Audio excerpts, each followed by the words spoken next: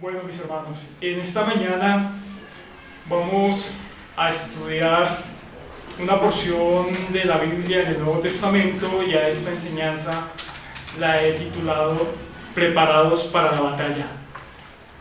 Vamos a ir a Efesios capítulo 6, versos 10 al 20.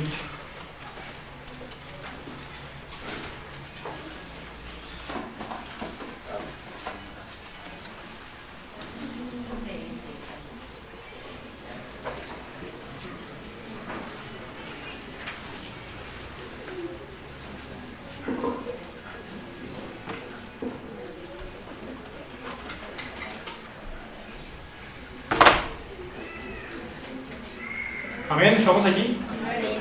Listo, entonces vamos a leer de manera antifonal. Quiere decir que yo comienzo con el primer versículo y seguidos siguen mis hermanos. Por lo demás, hermanos míos, fortaleceos en el Señor y en el poder de su fuerza.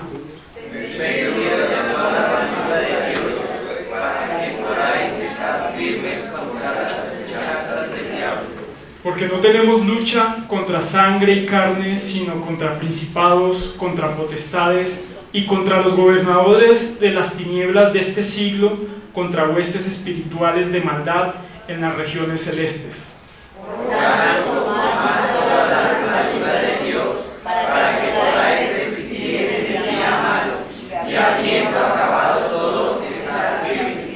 Estad pues firmes, ceñidos vuestros lomos con la verdad y vestidos con la coraza de justicia. Y calzados los pies con el apresto del evangelio de la paz. Sobre todo, tomad el escudo de la fe, con la que podáis apagar todos los dardos de fuego del maligno. Y tomad el yelmo de la salvación y la espada del Espíritu, que es la palabra de Dios. Orando en todo tiempo, con toda oración y súplica en el Espíritu, y velando en ello con toda perseverancia y súplica por todos los santos.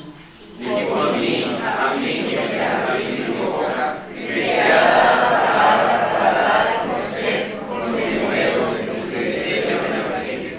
Por el cual soy embajador en cadenas, que con denuedo hable de él como debo hablar. Amén. Entonces vamos a estudiar en esta mañana esta porción, una sección muy conocida, ¿verdad? Que quizás ya muchos hemos escuchado, hemos leído, hemos tenido la oportunidad de estudiar en otras ocasiones.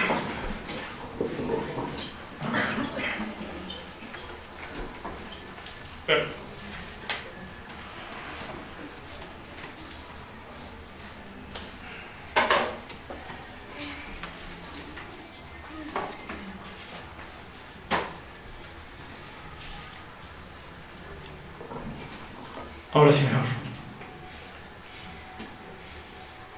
Entonces, como les decía, es una porción que quizás ya que ya conocemos de antemano, ¿cierto? Una porción donde el apóstol Pablo hace una serie de advertencias y unas recomendaciones a la iglesia. Pero ¿por qué está esta porción de la palabra en este libro específicamente? Para entender esta porción que acabamos de leer, tenemos que ver el contexto de todo el libro de Efesios. Por ahí hay un dicho que dice que un texto sin su contexto es un pretexto, ¿verdad? Ahí es donde vemos cómo surgen muchas falsas doctrinas, malas interpretaciones de tomar un versículo y acomodarlo de acuerdo a lo que esa persona siente. Pero no así nosotros, que estudiamos la palabra y vemos el contexto completo de la palabra.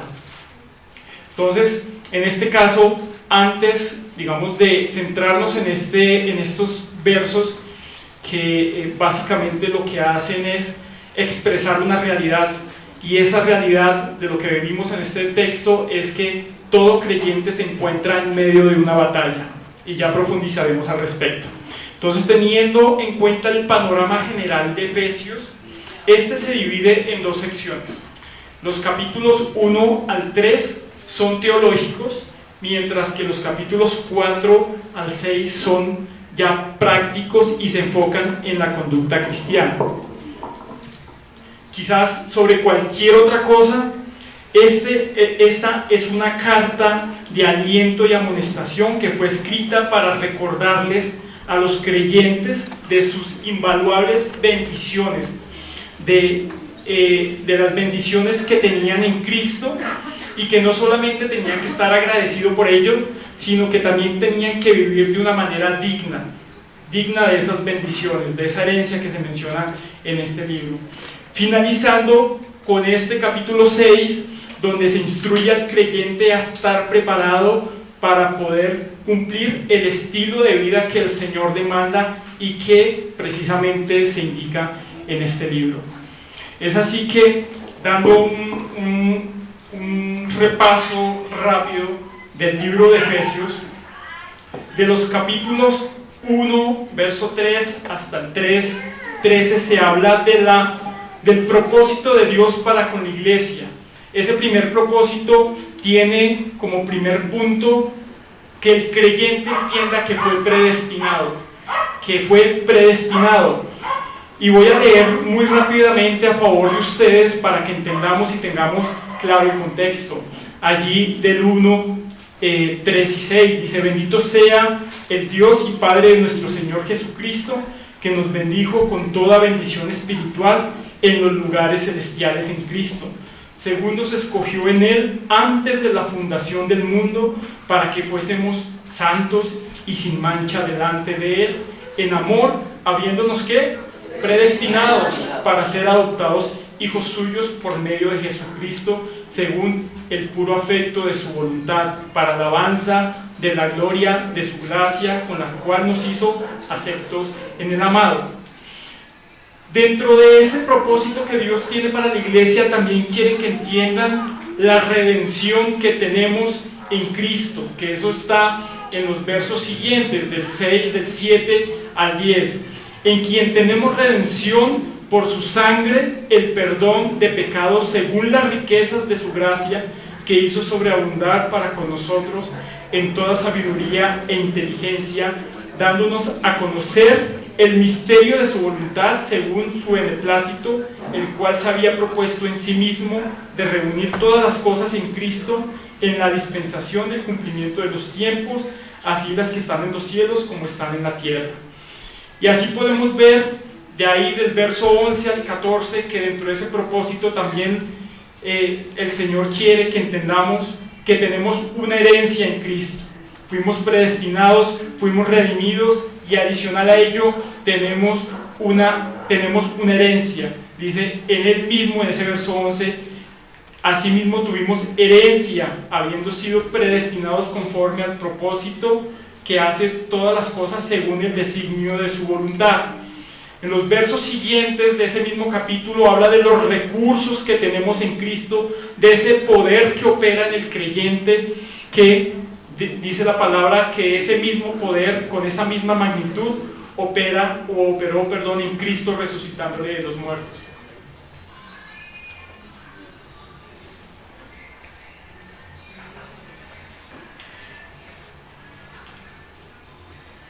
También dentro de ese propósito, los versos siguientes, en el capítulo siguiente, el capítulo 2, nos habla de la nueva vida en Cristo, y ahí encontramos ese famoso versículo que dice: estando muertos en vuestros delitos y pecado, nos dio vida, ¿cierto? Entonces tenemos una nueva vida en Cristo, y como lo dice el versículo 2.8, que por fe es que somos salvos, es un don de Dios. Los capítulos 2 ya hacia el 3 habla de la unidad que tenemos nosotros en Cristo como iglesia. La plenitud de Dios para la iglesia se encuentra en el capítulo 3 del 14 al 21, versos 14 y 21. Y ahí, precisamente, hablando de plenitud, el versículo 18 dice, del 3:18 dice: seáis plenamente capaces de comprender con todos los santos cuál sea la anchura, la longitud, la profundidad y la altura, y de conocer el amor de Cristo. Esto tiene que ser suficiente para el creyente, por eso habla de plenitud. Y el plan para la vida fiel de la iglesia la vemos en el capítulo 4, de los versos versículos 1 al 6, empezando con ese versículo 1 que dice: yo pues, preso en el Señor, os ruego que andéis como es digno de la vocación con que fuisteis llamados. Entonces, aquí ya estamos viendo la practicidad de la vida del creyente, la expectativa que el Señor tiene a nivel de estilo de vida en el creyente. En los versos del 7 al 16 vemos que el Señor capacita y edifica la iglesia, y en el capítulo 5 ya vemos los estándares de Dios para la fidelidad de la iglesia. Entonces vemos que debemos andar en amor, ahí en el capítulo 5 del 1 al 7, nos invita a vivir y nos exhorta a vivir en la luz, versículos 8 al 14, andar en sabiduría y sobriedad, de los versículos 15 al 18, y siendo llenos del Espíritu Santo, del 18 al 21. Los estándares de Dios adicionalmente para las autoridades y la sumisión en la iglesia los vemos de los versos 22 hasta el capítulo 6-9. Maridos y mujeres del versículo 22 al 33 del capítulo 5, y ya en el capítulo 6 se habla de los padres e hijos. Usted, cuando tenga la oportunidad de leer y estudiar Efesios con más detenimiento, va a poder ver esto. Los 3 primeros capítulos muy ricos teológicamente, hablando de quién somos en Cristo, y esta segunda sección hasta el capítulo 6, donde básicamente se muestra el estándar de Dios y el estilo de vida que Dios demanda, precisamente al haber sido escogidos y estar en Cristo. Finalmente, entonces, el libro termina con la sección del capítulo 6, 10 al 20, donde Pablo concientiza a los creyentes de la batalla en la que están inmersos. Pero también no solamente habla de la batalla, sino que también menciona los recursos de parte de Dios que tienen los creyentes y que tienen a disposición para soportar esa batalla. En resumen, Pablo les deja saber, y también a nosotros como creyentes nos deja saber, quiénes somos en Cristo y cuáles son las riquezas, bendiciones y herencias que tenemos en Él, cómo nos ha salvado, cómo nos ha hecho parte de un organismo vivo que es la iglesia, que está cimentado sobre la roca y que va creciendo uniformemente. Nos muestra también la manera en que debemos vivir de una manera acorde a esa naturaleza divina que el Señor ha puesto en nosotros. Y termina entonces el apóstol Pablo este libro concientizando que debemos estar preparados para una batalla. A pesar de que todo el poder de Dios está allí mencionado en estos capítulos anteriores y que los principios de cómo conducirnos están allí, no significa que lo vamos a conseguir fácilmente. El versículo 6, capítulo 6, también nos hace una advertencia, y es que a pesar de que todo esto está allí mencionado en el capítulo, en el libro de Efesios, el capítulo 6 nos dice que también hay un enemigo allí, un enemigo que está para estorbar el propósito divino de Dios en nuestras vidas. Es por esto que el término que mejor define la vida cristiana es batalla. Es lo que Pablo quiere comunicar en esta sección. Pablo lo entendía perfectamente y en muchos otros pasajes nos lo deja ver. Un hermano que por favor me colabore con 2 Timoteo 4:7.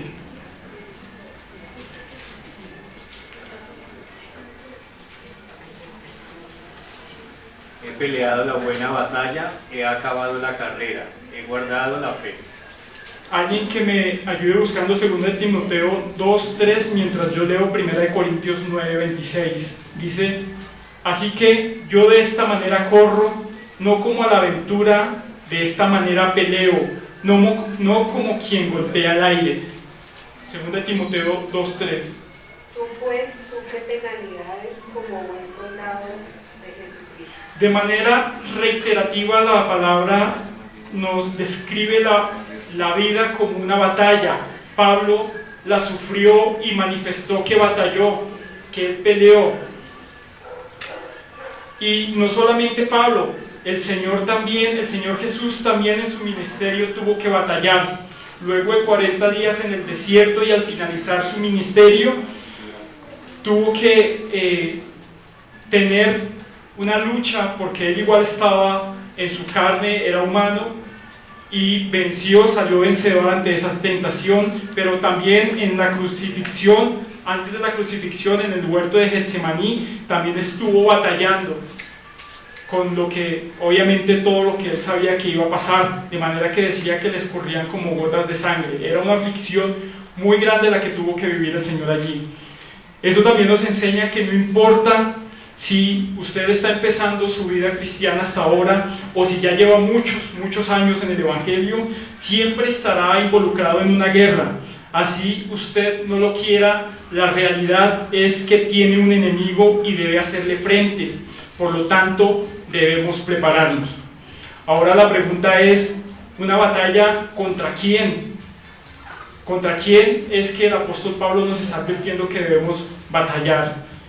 En primera instancia tenemos que saber que la batalla es contra nosotros mismos, porque somos seres caídos, llenos de concupiscencia, que de alguna manera siempre nos está atrayendo hacia el pecado. Pero la Biblia también menciona que tenemos un enemigo al cual debemos soportar. Efesios 6:10, veamos entonces desde este primer versículo. Dice: por lo demás, hermanos míos, fortaleceos en el Señor, ¿y en qué? Y en el poder de su fuerza. Entonces, ¿cómo comienza Pablo esta sección? Por lo demás, por lo tanto, por todo lo anterior que acabé de mencionar, fortaleceos en el Señor. Y es que en esta batalla en la que estamos inmersos debemos estar preparados. Alguien que quiere involucrarse en una batalla tiene que prepararse, tiene que saber a qué se enfrenta, tiene que tener la indumentaria adecuada para soportar la batalla. Y esa preparación debe comenzar en buscar fuerzas, en buscar una fortaleza externa, porque nosotros somos débiles, nosotros no tenemos la fuerza suficiente para soportar todos los ataques de este enemigo. Nosotros en nuestras propias fuerzas no podemos hacer frente al enemigo ni a sus artimañas, las cuales de alguna manera pueden incluso llegar a manifestarse físicamente a través de burlas, a través de palabras ofensivas, a través de groserías, de golpes, o incluso llegando a perder la vida en manos de otro. Hasta ese punto se puede llegar a dar esa batalla. Pero más allá de lo físico que pueda llegar a ocurrir, debemos entender que hay seres espirituales detrás operando. Efesios 2:2, por favor, hermanos, un hermano que por favor me colabore allí, es en el mismo libro.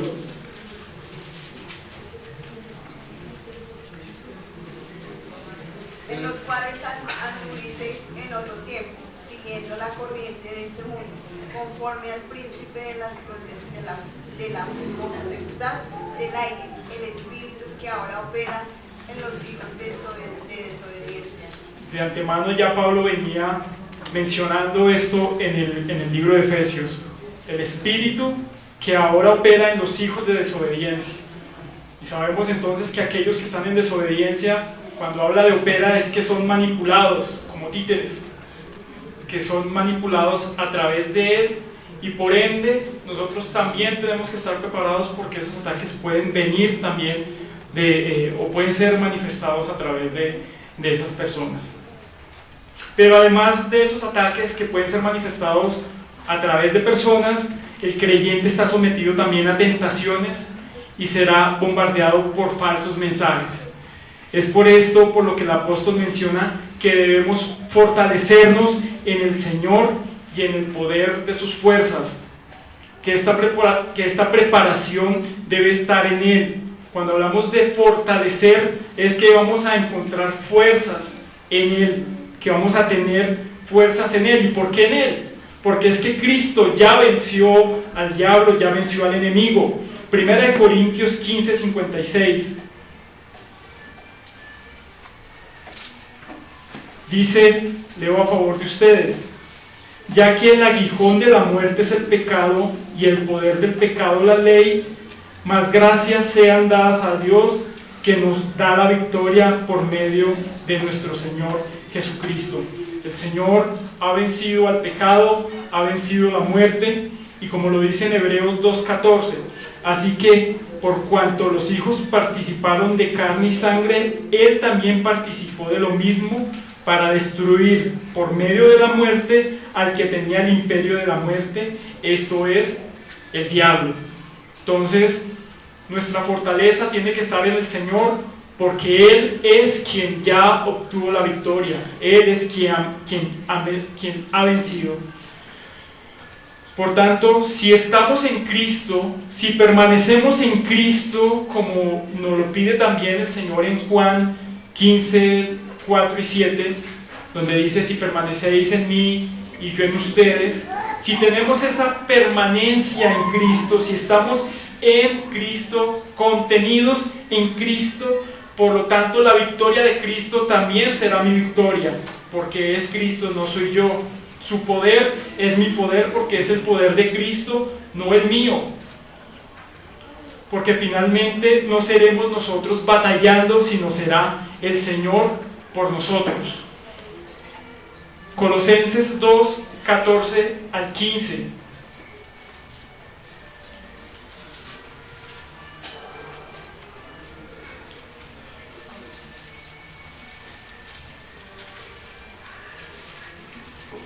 ¿Alguien tiene allí Colosenses 2, 14, 15?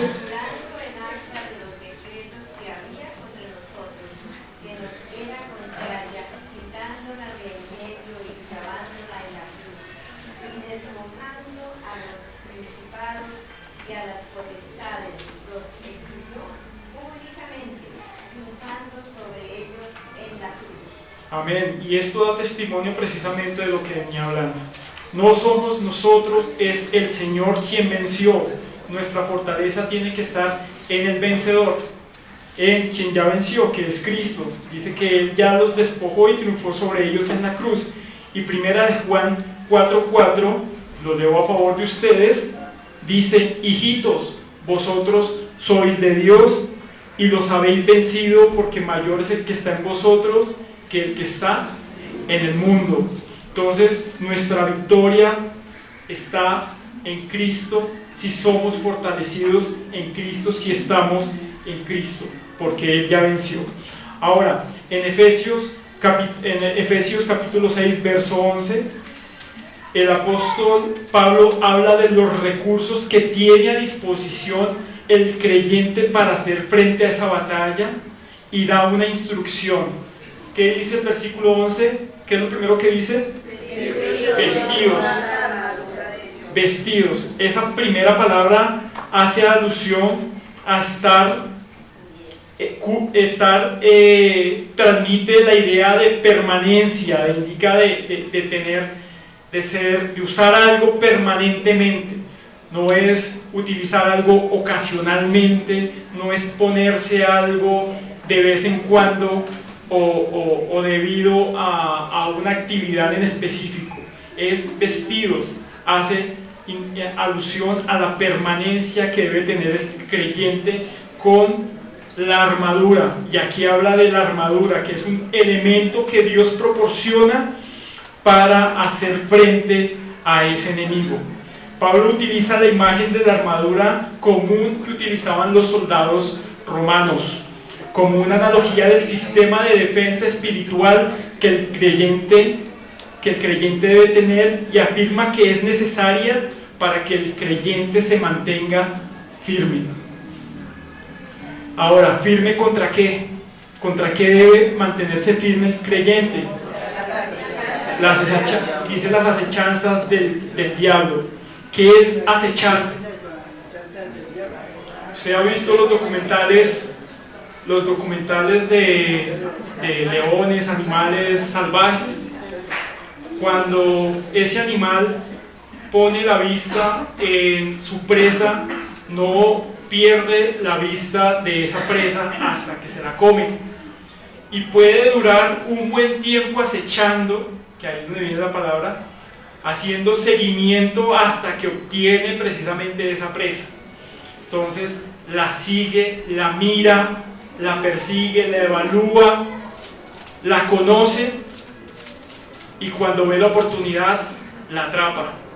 Aquí está hablando de acechanzas del diablo, y eso nos da a entender también que el diablo y el enemigo también lo puede estar a usted mirando, persiguiendo, conociendo, ¿cierto? Y es una realidad bíblica, está acechando. Ahora, la palabra griega también traduce maquinaciones, porque alude a una noción de engaño, de astucia, de métodos artificiosos. El término acechanza también abarca pecados, actos inmorales, teología falsa, así como todas las trampas y atractivos de este mundo. Esos son los métodos que el diablo utiliza para acechar al creyente. Ahora, ¿qué dice 2 Corintios 2:11?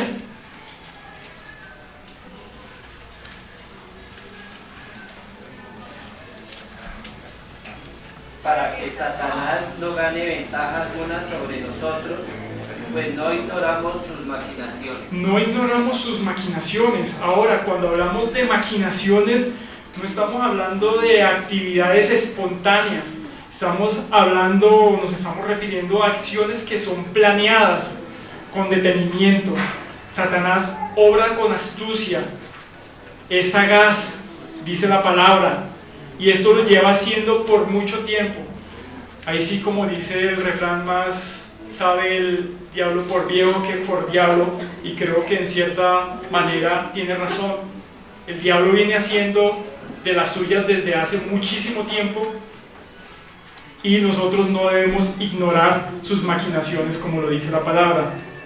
Para empezar la batalla, entonces, es necesario prepararse, tener fuerzas del Señor, entender quién es el Señor, cuál es la fuerza, la fuente de nuestra fuerza, pero también conocer al enemigo y cómo obra. Entonces vamos a ver quién es ese enemigo. La palabra precisamente ahí en 2 Corintios 4:4 que acabamos de leer. ¿Qué dice? En los cuales el Dios de este siglo cegó el entendimiento de los incrédulos para que no le resplandezca la luz del Evangelio de la gloria de Cristo. Entonces, ¿cómo lo denomina? El Dios de este siglo. Es un Dios con D pequeña. Es un Dios que tiene una capacidad limitada. Alguien que está operando de manera limitada en este mundo. Y tiene un propósito y realiza, digamos, una obra que es que cegar el entendimiento de ¿quiénes? ¿Los creyentes? No, de los incrédulos para que no les resplandezca la luz del Evangelio. Entonces, él tiene esa intención también de entorpecer la propagación del Evangelio. ¿Qué dice Efesios 2:2? Que también lo leímos.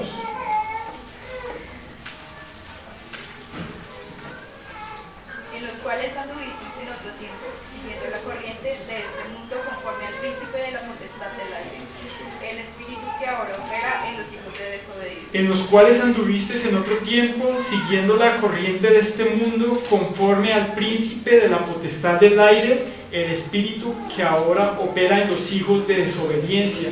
Entonces, aquí lo denomina la palabra como príncipe de la potestad del aire, o sea que él tiene cierta autoridad sobre los aires, y él opera. Cuando habla que opera sobre los aires, porque de alguna manera se está moviendo y está actuando. Yo cuando veo, por ejemplo, esos eventos que muestran muchas veces en Facebook, en YouTube, fue visto un ovni, fue visto un objeto, y toda la gente empieza a creer una serie de cosas. Yo digo, ahí está Satanás obrando y haciendo de las suyas en los aires, porque él tiene de cierta manera potestad, y dice que opera en los hijos de desobediencia. Y al operar precisamente es manipularlos, hacer que crean algo totalmente contrario a lo que la palabra habla. La Biblia enseña que se opone en todo sentido a la obra de Dios. ¿Qué dice Zacarías 3:1?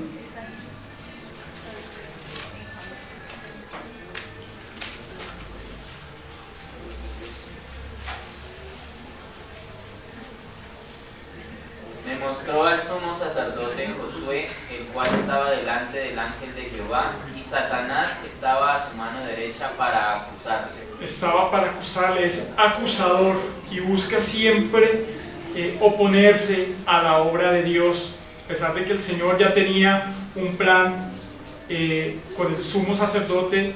El Satanás estaba acusando. El diablo pervierte la palabra de Dios siempre que puede, y eso lo podemos ver en Mateo 4:6. ¿Recuerdan ese pasaje?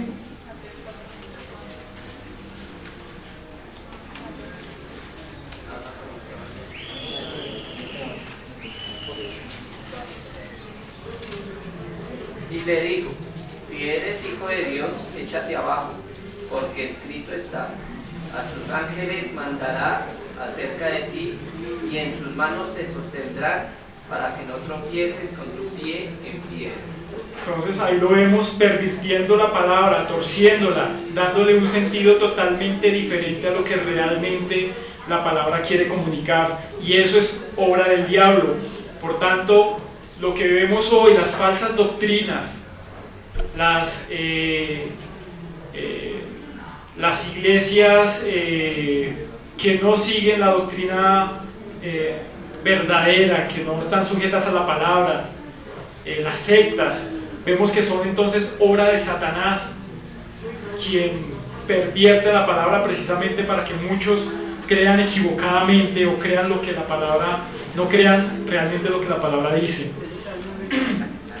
Dice que entorpece la propagación del evangelio, ya lo vimos, tiende trampas a los justos. Primera de Timoteo 3:7, la voy a leer a favor de ustedes. Dice: también es necesario que tenga buen testimonio de los de afuera, para que no caiga en descrédito y en lazo del diablo. Entonces, ese descrédito y esos lazos son trampas que el diablo también puede poner con los creyentes. Mantiene al mundo sometido a su poder. Primera de Juan 5:19 dice: sabemos que somos de Dios y el mundo entero está bajo el maligno. Entonces el mundo entero está bajo el maligno, el mundo está sometido bajo el poder de Satanás en alguna manera. La palabra también nos deja ver en otros pasajes que él es homicida, ¿cierto? También dice que es padre de mentira, que peca desde el principio, que es tentador. Contra este personaje es que debemos enfrentarnos, pero él no trabaja solo. Él lo hace de una manera muy organizada y a través de unas estructuras complejas de seres espirituales que la Biblia también denomina demonios. Es por eso que ahí en el verso 12 dice: porque no tenemos lucha contra sangre y carne, sino contra principados, contra potestades, contra los gobernadores de las tinieblas de este siglo, contra huestes espirituales de maldad en las regiones celestes. Cuando hablamos de principados, estamos hablando entonces de una jerarquía, ¿cierto?, de demonios que están organizados. Por ejemplo, aquí cuando a mí me hablan del principado de Mónaco, algún principado hablándolo terrenalmente, pues me imagino un príncipe o un rey, unos generales, unos soldados. De esa manera está estructurado también el diablo para operar también en este mundo. Y no se trata de pelear contra hombres, contra carne. Dice que nuestra pelea no es contra carne, es decir, que no son contra hombres ni contra personas, sino son es contra una esfera que nosotros realmente desconocemos, que no entendemos muy bien, y es la esfera espiritual.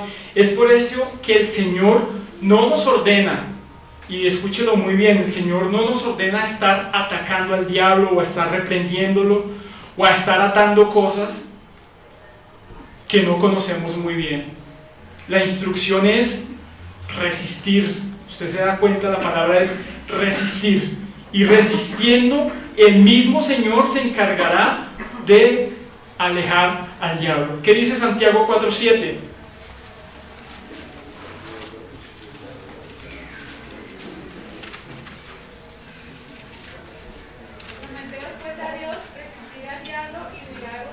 Someteos pues a Dios, dice, ¿luchar contra el diablo?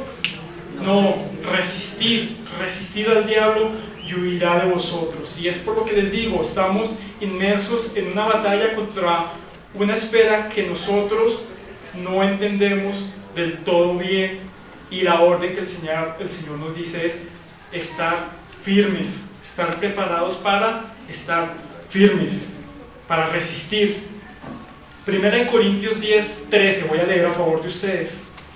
Dice, no os ha sobrevenido ninguna tentación que no sea humana, pero fiel es Dios, que no nos dejará ser tentado más de lo que podáis resistir, sino que también juntamente con la tentación, sino que dará también juntamente con la tentación la salida para que podáis soportar. Pero de nuevo, resistir hace referencia a estar fortalecido en el Señor y sabiendo y dependiendo del Señor, porque aquí, como lo vimos en 1 Corintios 10:13, pero Dios es fiel y no nos dejará ser tentados, descansando en la fidelidad del Señor, que no nos dejará ser tentados más allá de lo que podamos resistir, y que nos dará también juntamente con la tentación la salida. Entonces es por esto que Pablo vuelve a recalcar la necesidad de hacer uso de la armadura de Dios, nuevamente para resistir, dice allí, en el día ¿qué? En el día malo. Ahora, la pregunta es, ¿cuál es ese día malo que habla ahí el versículo 13? ¿Cuál es ese día malo?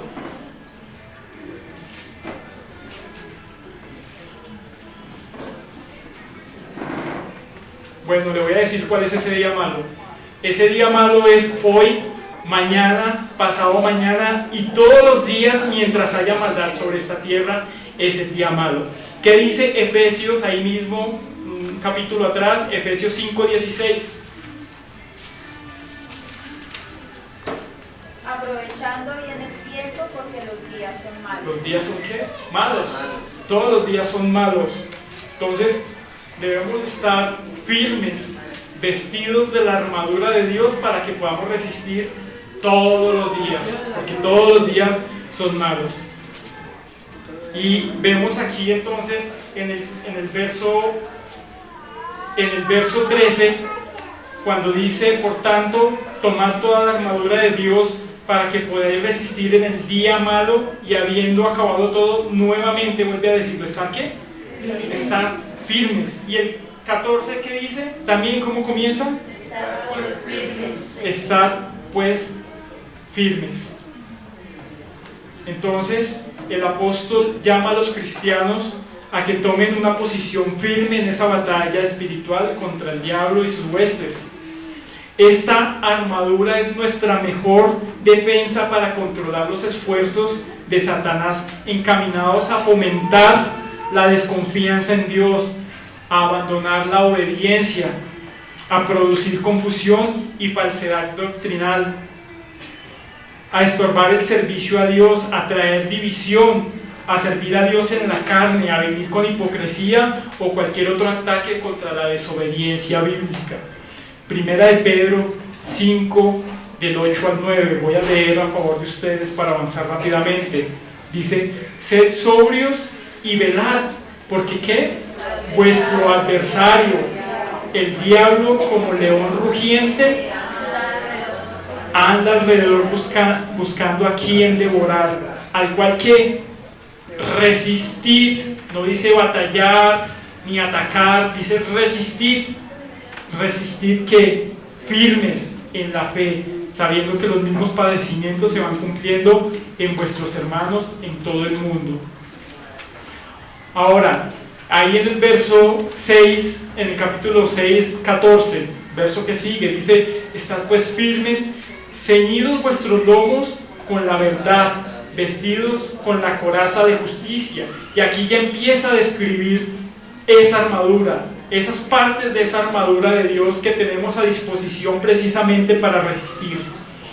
Y vemos entonces la composición de esa armadura que el creyente debe tener vestida, ¿cuándo? Todo el tiempo, todos los días. Ahora, digamos, como para hacer referencia a esa armadura, Pablo la asemeja a la armadura romana, ¿cierto?, de los soldados romanos. Esta armadura constaba precisamente de 6 partes, y son las 6 partes que Pablo menciona acá, donde los 3 primeros elementos que menciona se utilizaban todo el tiempo en el campo de batalla. Es decir, así no estuvieran propiamente batallando, estuvieran formados o estuvieran simplemente allí, la tenían que utilizar todo el tiempo. Y los otros 3 componentes, que son la espada, el escudo y el yelmo, estaban listos, se mantenían preparados y se utilizaban tan pronto comenzaba el enfrentamiento. Ahora veamos entonces aquí qué es el cinto de verdad. Los soldados de esa época se vestían con túnicas que no se mantenían pegadas al cuerpo, y como el combate antiguo era lucha cuerpo a cuerpo, entonces una túnica suelta era un obstáculo para combatir pues contra el enemigo. Esa túnica podía hacer que el soldado tropezara o que no actuara de manera adecuada frente a un ataque. Por tanto, podría ser fatal no tener la túnica ceñida.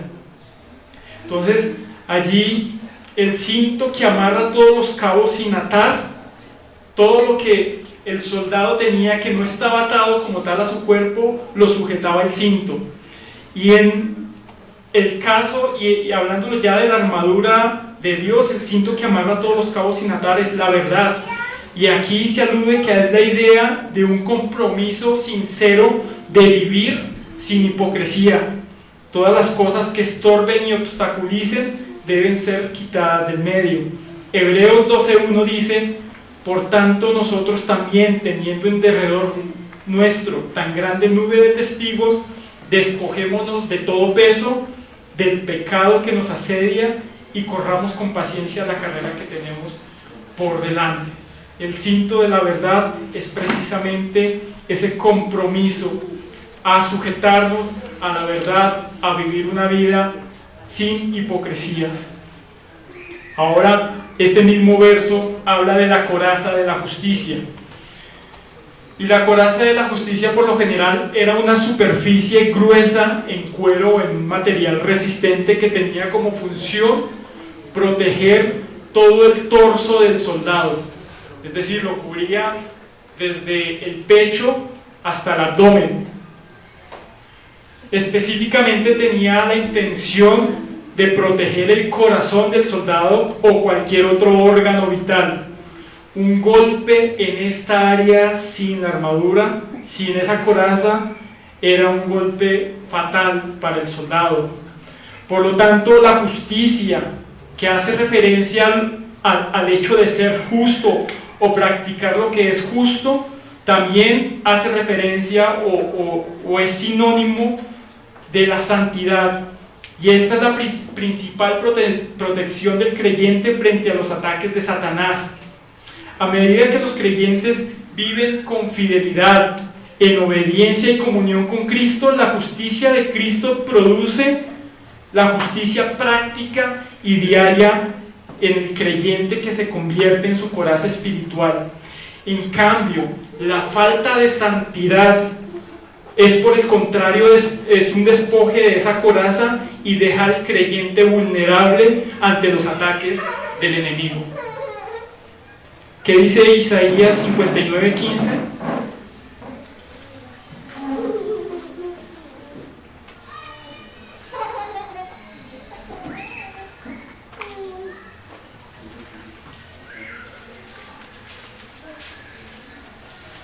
La verdad fue detenida y el que se apartó del Sí, mal. 59:15. Sí, señor. Sí. Perdón, 59:17. Pues de justicia se vistió como de una coraza, con yelmo de salvación en su cabeza, tomó ropas de venganza por vestidura y se cubrió de celo como de manto. Aquí habla también entonces de la justicia como una coraza. La santidad es una coraza, es protección para el creyente. Falta de santidad en el creyente deja expuesto para que el enemigo obre y haga estragos en el creyente. Incluso hay muchos que están tratando de levantarse de pecados, de situaciones en las cuales no debían caer, precisamente porque fueron despojados o se despojaron de esa coraza de justicia, de esa santidad. Efesios 6:15 dice, ¿qué dice? Y calzado los pies con el apresto del Evangelio de la paz. Entonces, que el calzado del Evangelio de la paz. Resulta que los soldados romanos solían utilizar un calzado, unas botas a las cuales les ponían una especie de puntilla, ¿cierto? Para poder estar firmes y que en la batalla no resbalaran. ¿Por qué? Ya fuera porque pelearan en un territorio húmedo o incluso por más seco que pudiera estar cierto terreno, el derramamiento de sangre hacía que pues el terreno se mojara y podría ser propicio para que un soldado, si no tenía un calzado adecuado, cayera. Por eso es que solía tener también como unos taches, como unos guayos, era una especie de guayos. Así eran las botas que ponían los soldados romanos. Entonces, el Evangelio es esa buena noticia por la que entendemos que por medio de Cristo tenemos paz para con Dios y que ya no somos enemigos de Cristo, que ya no somos enemigos de Dios, que Dios por el contrario está de nuestro lado. Romanos 5:1 dice: justificados pues por la fe, tenemos paz para con Dios por medio de nuestro Señor Jesucristo. Entonces, esa es la confianza sobre el respaldo divino que permite al creyente mantenerse firme, ¿cierto? Por eso es que lo habla como un calzado. El hecho de entender, que seamos conscientes de que tenemos paz con Dios, nos debe mantener firmes y debe evitar que nosotros resbalemos. Efesios 6:16 dice: sobre todo tomad el escudo de la fe con que podáis apagar todos los dardos de fuego del maligno. Entonces, el escudo de la fe, hablándolo en términos ya del escudo romano, era un escudo que protegía el cuerpo entero. Digamos, era un escudo que tenía, no era un escudito, sino era un escudo que tenía precisamente la capacidad de proteger el cuerpo entero. Pero aquí habla específicamente de que ese escudo tiene un propósito, que es apagar los dardos de fuego del maligno. Ahora, esos dardos de fuego hacen referencia a tentaciones de toda clase de pecado que quieren que el enemigo envía a la vida del creyente. Entonces aquí, cuando habla del escudo de la fe, habla de esa confianza plena en la palabra de Dios que es necesaria para protegernos de las tentaciones, de toda clase de tentación. ¿Quiere ver a alguien haciendo uso de ese escudo de fe? Puede ver allí en Mateo capítulo 4, no lo vamos a leer ahora, pero se lo dejo de tarea, 4, cuando Satanás tienta al Señor y lo tienta con la palabra, y el Señor, ¿cómo se defiende? Con la palabra, con la misma palabra. Entonces, Él es un buen ejemplo de alguien haciendo uso de ese escudo de la fe que nosotros debemos usar para apagar los dardos de fuego del maligno. Efesios 16:17 dice: y tomad el yelmo de la salvación y la espada del Espíritu, que es la palabra de Dios. Ahora, el yelmo o casco, que era el que se ponían en la cabeza, tenía precisamente la función de cubrir la cabeza en el campo de batalla. Pablo habla a personas que ya son salvas. Entonces, cuando habla del yelmo de la salvación, no está diciendo a la necesidad de ser salvos. Lo que sucede es que Satanás busca destruir la seguridad de salvación de un creyente con sus armas de duda y desánimo. Así, los sentimientos de un cristiano sufran daños graves a causa de las dudas inspiradas por Satanás. La salvación o su salvación será la protección, digamos, para tener la seguridad de la eternidad en Cristo y que esa salvación no se pierde. Satanás quiere maldecir y atribular al creyente con dudas, pero el cristiano puede ser fuerte en la promesa de salvación eterna que nos enseñan las Escrituras.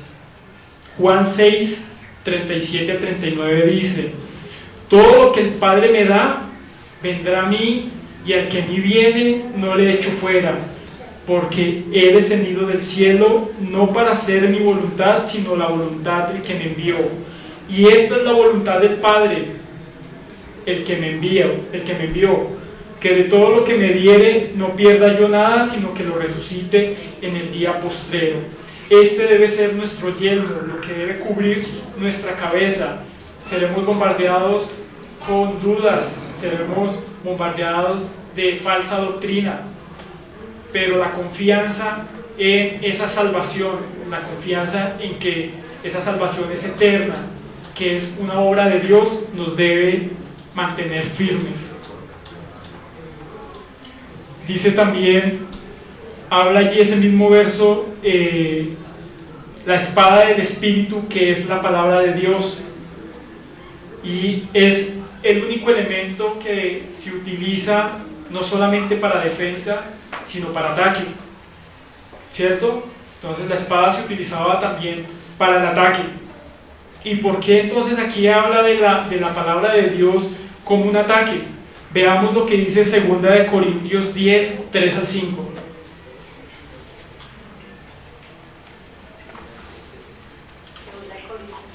Segunda de Corintios 10, 3 al 5.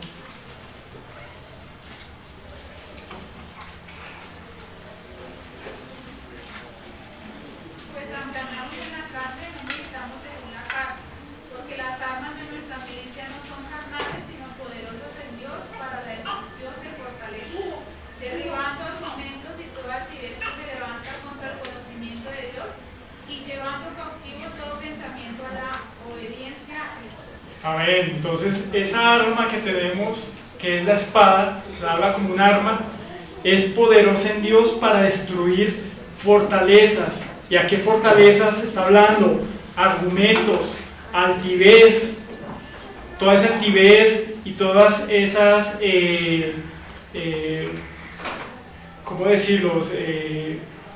Argumentos que se levantan en contra del conocimiento de Dios. La palabra de Dios es lo que nos permite precisamente derribar todas esa falsa doctrina, todos ese falso mensaje que recibimos, y es el que nos permite precisamente arrebatar de las manos del diablo a aquellos que Dios de antemano pues tiene preparados, porque la manera en que llegan es a través de la palabra de Dios. Entonces por eso habla allí de la espada, que es la palabra de Dios, la cual debemos tomar y tener allí presente. Siguiente verso dice: orando en todo tiempo, en toda oración y súplica en el Espíritu, y velando en ello con toda perseverancia y súplica por todos los santos. Entonces, orando, ¿en qué momento? En todo tiempo, ¿Con qué tipo de oración? con toda oración. Y ahí cuando habla de toda oración, ¿usted qué cree que hace referencia? ¿Solamente orar por sus necesidades o solamente orar por algo específico? Habla de que hay una diversidad o puede haber una diversidad de peticiones, de temas en la oración. La oración es diversa. Por eso dice orar con toda oración, con todo tipo de oración y súplica en el Espíritu. Y cuando habla de súplica en el Espíritu hace referencia precisamente a estar alineados con la voluntad de Dios para con esas oraciones. Y velando con todo ello como con perseverancia y súplica por quienes, por los santos, es decir, por los hermanos, correcto.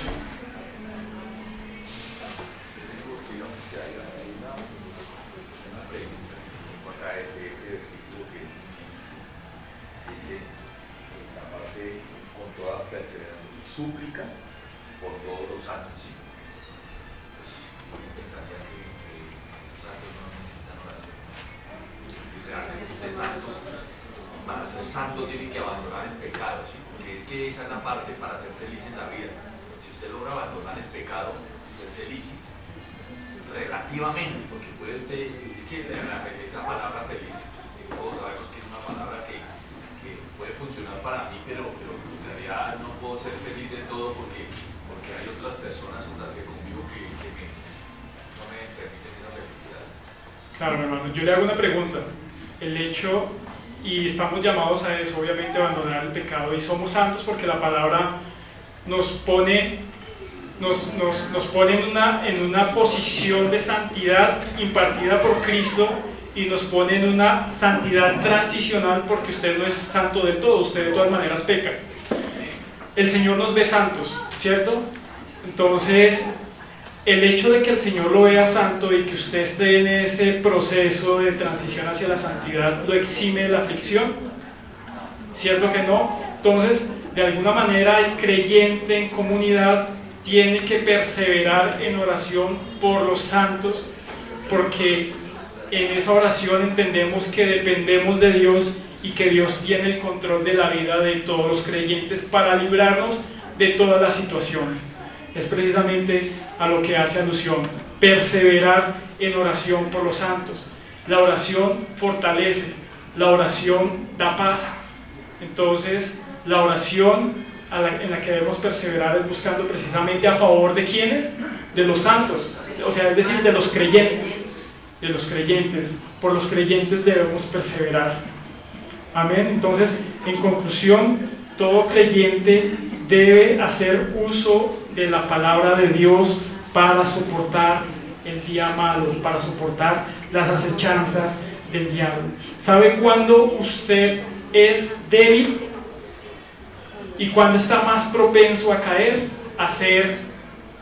a recibir daño del enemigo?